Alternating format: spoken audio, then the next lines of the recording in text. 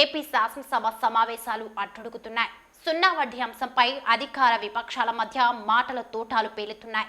ఇరు పక్షాల మధ్య తీవ్ర వాగ్వాదం జరుగుతుంది. మరోవైపు ముఖ్యమంత్రి జగన్ పై శాసనసభలో టీడీపీ సభా హక్కుల నోటీస్ ఇచ్చింది. సున్నా వడ్డీపై నిన్న జరిగిన చర్చలో తమపై నిరాధార ఆరోపణలు చేశారని, అందుకే నోటీసు ఇస్తున్నామని టీడీపీ తెలిపింది. అసత్యాలు మాట్లాడి సభను పక్కద్రోవ పట్టించిన ముఖ్యమంత్రిపై చర్యలు తీసుకోవాలని స్పీకర్కు ఇచ్చిన నోటీసులో పేర్కొంది. సున్నా వడ్డీపై నిన్న జరిగిన చర్చపై నేటి సమావేశాల్లో కూడా టీడీపీ చర్చను ప్రారంభించింది.